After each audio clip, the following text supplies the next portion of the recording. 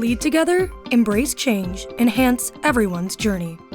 The 3 core principles of SmartStop, a leader in self-storage real estate across North America, reinforce why we're proud to bring you SheEO Lead-In, the podcast featuring curated conversations with powerful women sharing their impactful wisdom. It's a self-knowledge, self-discovery, and self-preneurship audio storage vault created by and for women. SmartStop's presentation of SheEO Lead-In begins right now. Have you ever felt that you as a woman may not appear to measure up when you see incredible women in strong roles?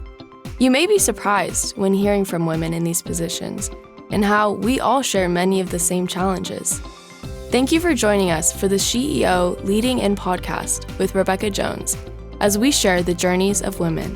Hello, I'm Rebecca Jones, your host of SheEO Lead-In. We are on an exploration together to discover more about the personal journeys of incredible women in both career and life. We all have paths to share that sometimes take incredible turns, deep resilience, and courage to navigate. My hopes are that the challenges shared here encourage women to take leaps of faith and growth when a journey feels too difficult or unachievable. There is great strength deep within each one of us. These stories are meant to share the ways strong women have taken their dreams to strive and thrive to new heights, despite their sometimes rocky paths, and found a way to lead in. I am Kimberly King, and I'm filling in for Rebecca Jones today. I'm so happy to be here. My quick background is I was on air, Emmy Award-winning, but now I've used my background in media to really kind of help others with my PR firm, Kimberly King Media. So I'm happy to be here today. And what I love about this SheEO Lead-In is it's about powerful women, about powerful stories, success stories, real conversations between us women to inspire the world of women and how we drive and make an impact. And I'm so excited today to be sitting here with the chief badass herself, Sharon Bakcht. Did I say it right? That's right. Okay, Thanks. I love it. You are the chief badass of being a badass. And how many times do people turn their heads or when they see your business card and they're like, what? I'm talking to the chief badass. That's really awesome. It definitely gets attention, and that's fun. So tell me, I was just chatting with you a little bit off of the mic a little bit, but I love that you impact leaders and you also come into the space of, perhaps people are going through a career change or they need some new leadership. Tell me a little bit about what being a badass is all about. Thanks. Thanks so much for having me here. It's a pleasure to be here and to meet you. I love talking to folks about the changes that they're going through and how to help them through, how to navigate these transitions. So whether you're in a new leadership role and you're trying to think about how to level up, how to express yourself in a different way. And sometimes the things that you're being asked to do are different. Sort of that what got you here won't necessarily get you there. Right. And so sometimes people will come to me and say, I'd love your support in this stage of this new leadership. And other times people are looking for a change. And I've had folks say to me, Sharon, I don't want to be doing this anymore, right? Just having that real sort of reality, heart-to-heart conversation of this isn't where I want to be. And sometimes they have a great idea of where they want to go. And there's something that may be holding them back. And we work through and navigate how to help them get where they want to go. And sometimes they don't have that clarity. And we start with really creating that vision and identifying what does that look like for them? And how can we then take the steps forward towards reaching their goals?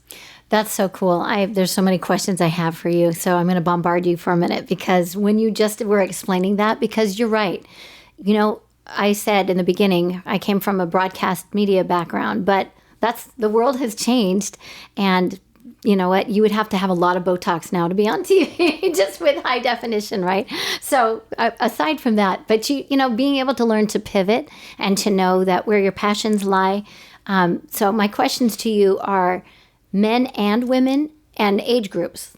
Mm-hmm. Are you open to all of the above? Yeah, I typically work with executive to mid-level leaders. Okay. That tends to be my sweet spot. And while some folks think that the brand being a badass really is about women's empowerment, and it absolutely is, it also is about human empowerment. And I've been surprised by how many people just kind of pop out of the woodworks and tell me, this really resonates with me. I know that I can be a badass, and I want you to help me step into my badassery. Good. I love it. And you did say, a lot of men are like, wow, what are you doing over there? What is being a badass? But what also spoke to me is, so my daughter, who's 24, she has a degree in criminal justice, played soccer all 4 years, and she's in it now, and she's working with the FBI Fusion Center, loves it, but is ready for a change. And I'm like, wow, you're so young to be ready for that change. But she's finding, because she was a specific college major, that people can't think outside the box. And all I told her was, are we all doing what we majored in? So, I mean, I'm trying to kind of have her shift that mind shift a little bit. One of the biggest themes for me has been the idea of impermanence. And life is dynamic. We are dynamic as individuals. And I think it's so important for us to check in with ourselves from time to time and ask those important questions of, what do I want to be doing? How am I showing up in the different areas of my life as a leader, as a spouse, as a parent, as a friend, sister, community activist?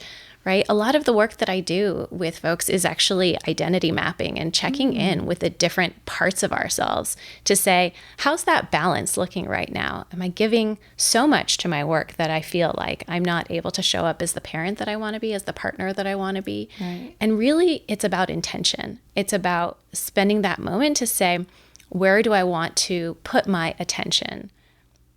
I love that. And it's true, I think with our nose is always in social media or on our phones or whatever. So that's the very literal side of things. When you said be in the moment, be intentional, sometimes we need to look up and then take that into account our own lives and see, this is where I was, this is where I am, and this is where I want to be. And so thankfully you are a great coach in that, and this is your badass movement. But I think,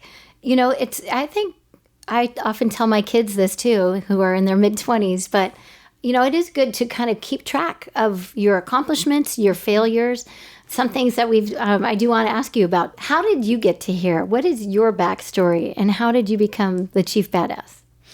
I love that question. And I believe that any of us can be a chief badass. This is not a role that is open only to me.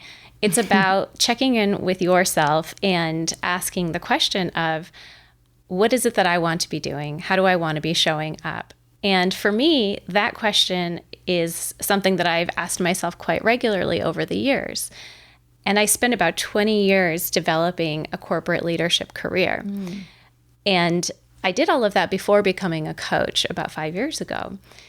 And I look back on all of the experiences that I had, all the positions, all the leadership positions, all the interactions and projects and opportunities.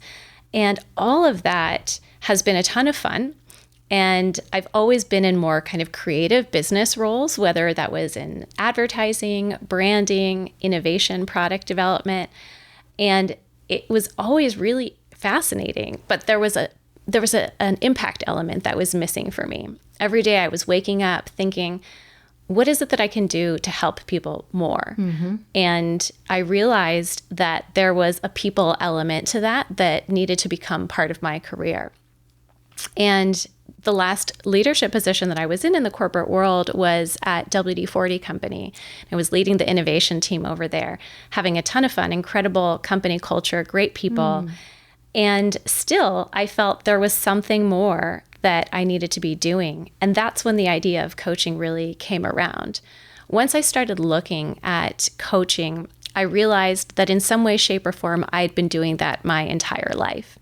And I hadn't called myself a coach, but I was the sort of person that my friends and my colleagues would come to when they wanted to talk about something, when they needed a safe space, when they needed advice. And that all really kind of gelled for me when I realized I could do this professionally. And I could wake up every morning instead of thinking about how do I make this company more successful, that I'm working for as an employee, instead of doing that, I can think about how do I help individuals and organizations make the kind of impact that they want. And that has been extremely rewarding for me. Well, you just answered it to your last question about that self-assessment and see where you're at. And that's a really good practice, I think, for all of us, is to see, how are people coming to you? What are you offering to them? And, who are you in the company as well? But your impact to leadership, that really spoke to you. And you've created this amazing company today. So Thank you. A great moment here. While we're kind of in here talking about a full circle moment too, tell me a little bit about your background with the nonprofits too, because you just had told me a story and that was a full circle moment. That's right. And in the middle of my corporate career, while I was always looking for more opportunities for impact, I always had an eye on potentially working with nonprofits. I did volunteer work outside of my full-time work. And then actually after having my son was almost a year old, and I had the opportunity, a friend of mine reached out to me and said, I know you're on maternity leave, but I have this great opportunity for you. I'd love for you to come in and help us at Mission Edge launch San Diego's first social enterprise accelerator. Wow.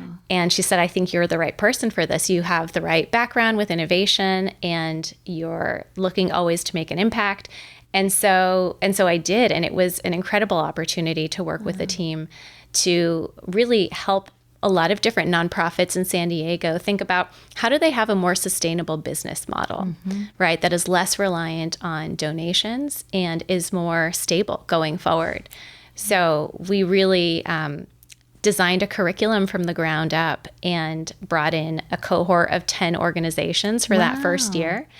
And it's been so fun to see the Impact Lab grow because 7 years later, hundreds of organizations have been impacted. Wow. Tens of thousands of individuals have been a part of this accelerator. And just recently, I reconnected with the CEO of the organization who said, I'd love to work with you again now, in my coaching capacity and see what we can do together. Wow. Oh, that's really great. And you must be like the proud mama moment, right? Looking back 7 years ago. Absolutely. How it all started. And that also speaks to you too, or to us, because, you hear about attorneys, obviously pro bono work and everything, that they've got to put that pro bono in. But this is a passion of yours, isn't it? Mm-hmm. Absolutely. I think that there's so many organizations out there doing great work and are really under-resourced. And so if we have the opportunity to donate some of our skills and time and expertise to help those individuals and organizations, absolutely would love to do more of that going forward as well. Well, so tell me, I guess just a really broad brush question is, what is your mission with your being a badass company? Yeah, so being a badass really is about empowering people to listen to their unique voice, to really block out the shoulds. We all have these shoulds that we hear in our head that we've sort of been told our entire lives. You should do this, you should do that. And my mission is to help people identify those shoulds and to really separate between those things that are true for them, that they want to be doing, and the things that are not actually real for them and are somebody else's idea of how they should be living their lives. And that's on an individual level. I think if we can also apply that organizationally, then we could get really great impact on companies as well, who have a legion of people who are then showing up as authentic leaders, who are communicating authentically and are therefore able to perform better and bring better results. I love that. So that makes me question, who in your life was the one that took you away from the ship? Like, it really empowered you. Who was that mentor or that leader in your life? This is such a fun question because the answer is me. Oh, good. I love that. And that's a message that I want to share with others, because I think we may be waiting for someone to give us that permission. And we may not even know that we're waiting, but oftentimes we are operating in a certain way and we think it has to be that way, right? And the moment that I can point to in my life is actually during the pandemic. We were all, everyone was under a tremendous amount of stress, both physically, emotionally.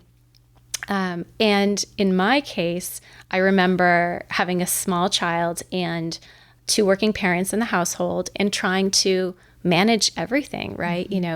Continuing to show up every day as a leader at work, trying to show up every day as a great parent, as a supportive spouse, and if there was any time and energy left over at the end of the day, as an individual. Yeah. Right? And it became clear very quickly that not everything was going to be working all at once. And I felt like with all of those different hats that we wear, that I was failing. And it was really challenging to be able to kind of face every day thinking, I want to do this well, I want to do that well, and something has to shift for me to be able to show up in the way that I want to. So it was actually born out of that experience and kind of coming to that edge of the cliff to say, okay, something has to shift. And if I'm not taking care of myself first, if I don't give myself permission to actually listen to my own voice and identify what it is that I need physically, emotionally, intellectually, psychologically, if I don't tap into that awareness, then I can't show up in any of the areas of my life successfully. And I love that too. And again, you self-assessed, but then you didn't wait for somebody to say, oh, it's okay for you to do that. You let yourself off the hook and you rose to the challenge. And that's a great story. And, we don't often talk about our failures or recognize the landmines that are in front of us, I guess we can say. So the fact that you did and took a moment and said, okay, how can we make this work to get that live-work balance with our families and all. So that's right. And you and I talked a little bit before about this. And I think that what's critical is when we have those moments, what do we learn from them? Yes. Right? Is really taking the learning out of those moments. And for me, that moment of learning allowed me to then share with so many others how to get through similar experiences. So a big part of the coaching work that I do is helping people identify for themselves what to do when you're feeling like you don't have those boundaries in place that are helping you show up successfully. And I created tools that I was then able to share, and I continue to share today with my coaching clients and with organizations that allow people to actually assess, create that level of awareness, and then identify what is it that they need, what are the boundaries that they need, and then learn to also communicate with the appropriate language to get what they want. And it really stemmed from because you've been in those, you've walked those footsteps. That's right. Yeah, this is great. I love this conversation, and I love how you have made an impact empowering others. We are going to take a quick SheEO Smart Stop to recognize our sponsor today, which is SmartStop Self Storage. SmartStop knows the winning connection is when we elevate success together. SmartStop Self Storage, a California company with nearly 200 properties and over 15 million square feet of rentable storage in the US and Canada, is committed to positively impacting the communities we serve on the national and local level. By aligning our core principles of leading together, embracing change, and enhancing everyone's journey with local initiatives focused on education, health, and social welfare, we all elevate together. Through financial and strategic partnerships with nonprofits and prestigious organizations such as Cloudcast Media, Arrow McLaren IndyCar, Breast Cancer Research Foundation, Wounded Warrior Project, USC Athletics, the Brampton Steelheads, MMA fighters and boxers, and other unique athletes, we aim to foster a sense of unity and pride within the communities we serve, creating a shared identity and generating a positive atmosphere. To learn more about our core values, our locations, and career opportunities, please visit us at smartstopselfstorage.com. SmartStop, elevating success together. and back into our conversation. And we're really talking about where you've made an impact because you yourself felt that impact and you let yourself, I say let yourself off the hook, but you took a step back, you self-assessed and said, what do I need to do to make this work and right? And you said it was okay. It was you that said that to yourself. And I love that. That's empowering. Mm-hmm, absolutely. And if no one in your life has told you that's okay, has given you that permission, I would love for you to take a moment right now, if you're listening, and give yourself that permission. I love that. It's so strong and it's such a very powerful statement. So to me, that doesn't sound like you said that you were seeing yourself starting to fail or get toward the F word. I don't see it as that, but tell me a little bit about other moments in your life where you've clearly seen success and failure. Because again, I'll say, we don't talk enough about it, even on social media, how many people are putting up their failures every day. We should. I think we should say, yeah, from this, I learned this. And that is how we grow. But if you want to talk about that a little bit, elaborate. Sure. There's a moment that I think of fondly now, but in the moment it was extremely hard. It was a break that I took after working for about 7 years and before going to business school to volunteer. So I went to Nicaragua and I had planned to spend about 3 months volunteering with a nonprofit organization. And I had done a lot of research to identify a great organization to work with that was really aligned with the type of work that I wanted to do.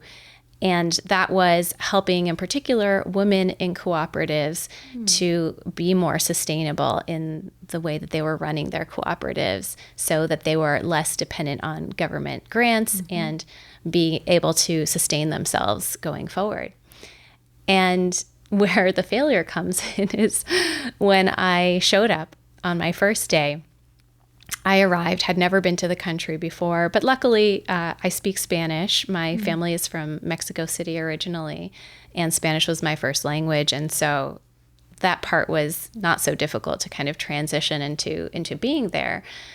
And the first meeting that I had with the nonprofit organization, immediately the executive director says, well, thanks for coming down here. And I want to let you know that a couple of weeks ago, the board decided that we are discontinuing the effort with the women's cooperatives. And your project is no longer going to exist. Oh my gosh. Oh no. So that was a hard pill to swallow. Yeah. And I thought, well, what am I doing here? I just quit my job in New York and I flew to Nicaragua and I'm not entirely sure what I'm going to do now, right? And I had secured a place to stay in this volunteer housing. And the volunteer housing coordinator had told me that I did not need to bring any sheets or towels. And so I didn't. And I arrived at my room and the room was 3 walls. There was not a fourth wall to the room. Oh my gosh, no. And there were a lot of mosquitoes. Ew, no. And the mattress did not have any sheets. Oh my. And I did not bring any sheets, right? Oh my gosh. And so I'd just been informed that I didn't have any work to do. I did not have a fourth wall to my room or sheets on my bed.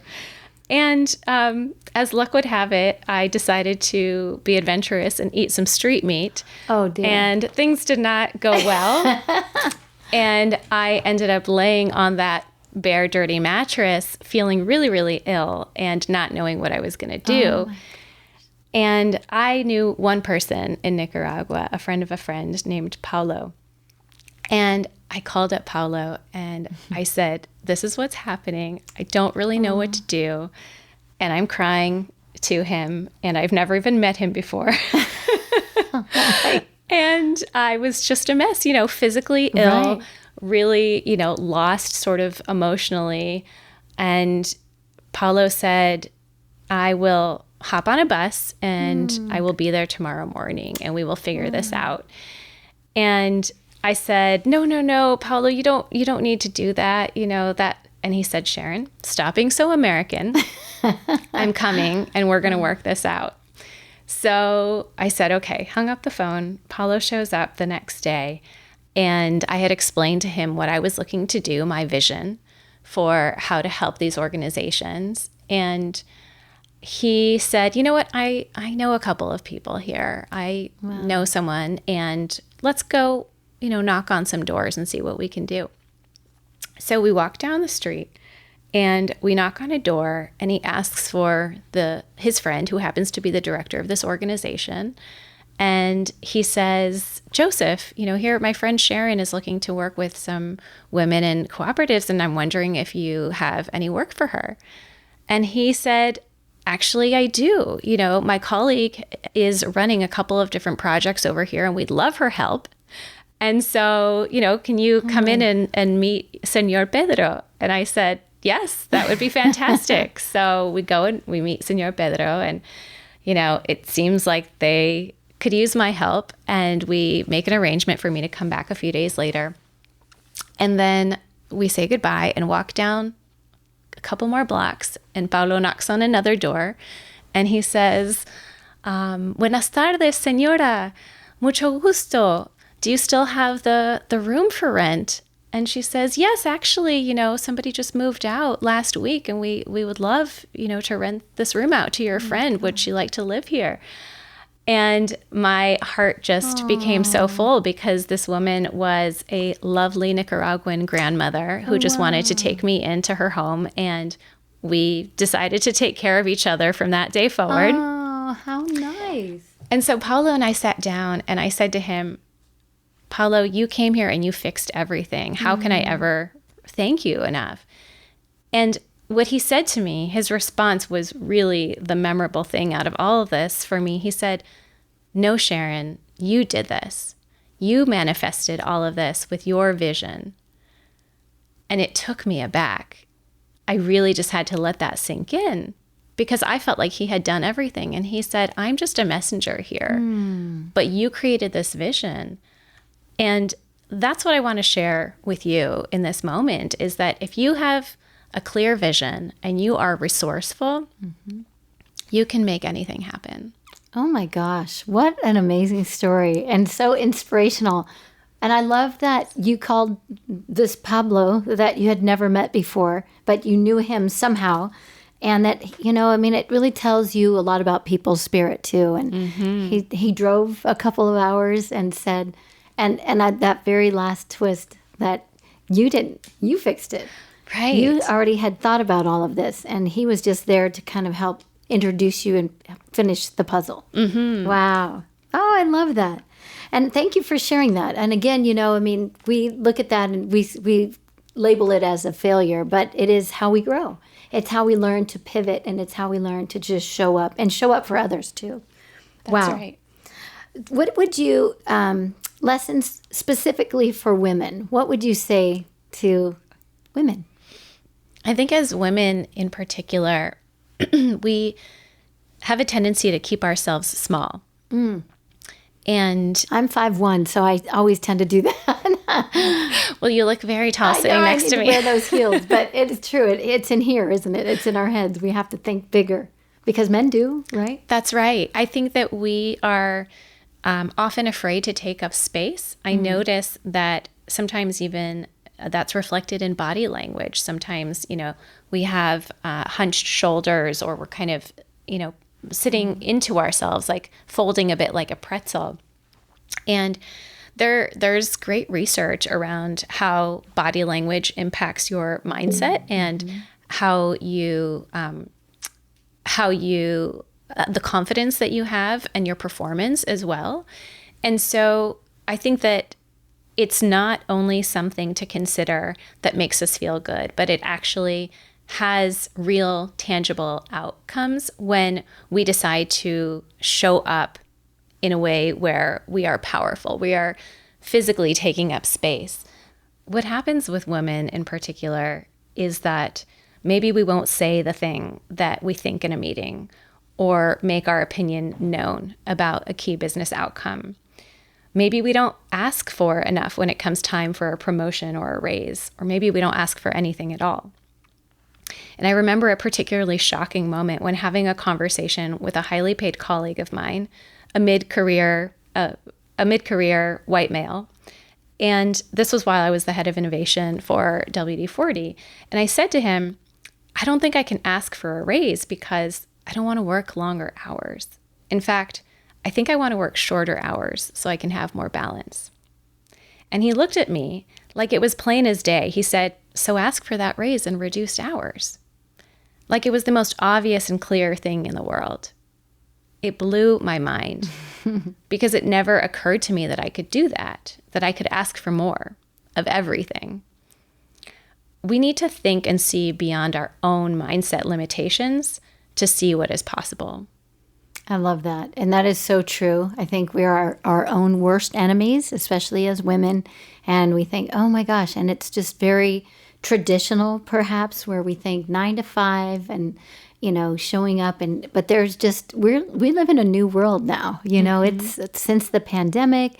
And he's right. Why not ask for what you want, whether it be the raise and your flexible work schedule or, we're just in a new, and it's funny not to make this about generations, but the new generation coming up into the workforce, they sure ask for what they want. And, that's right. And I think men and women both do that. Mm-hmm. So we should, take a little turn and tip our hat and say, thank you for empowering me. Mm-hmm. And so I love that you shared that as well. So Sharon, what is next for you? And what do you want our listeners to take away from today? What is really exciting for me is the opportunity to collaborate with folks who are looking to make a similar kind of impact. And if the themes that we've been talking about today resonate with you and you want to bring positive impact to your organizations or have ideas about how you'd like to work together, I would love to hear from you. Please do reach out, and together we can bring more badassery to the San Diego community and beyond. And I love badassery. Have you patented that? Because that's awesome. That's coming next. This has been a delightful conversation, and I feel empowered just sitting here with this badass here. Sharon Bakcht. I love your name too, but thank you for being the chief badass and for empowering all of us today. It's been such a pleasure. Thank you for having me here. Thank you. Now that was powerful. We hope you've been lifted and encouraged by today's inspiring voice. Always remember that life doesn't look exactly the same for each one of us. Never stop dreaming, striving, and thriving. In future episodes, we look forward to bringing you powerful stories from amazing women who learned how to lead in to challenges. Thank you for listening and being part of our community with SheEO host, Rebecca Jones. The incredible curated SheEO conversation you just enjoyed was brought to you by SmartStop, a leader in self-storage real estate and a company that upholds its core principles of leading together, embracing change, and enhancing everyone's journey. To learn more about SmartStop, please visit smartstopselfstorage.com. Cloudcast Media.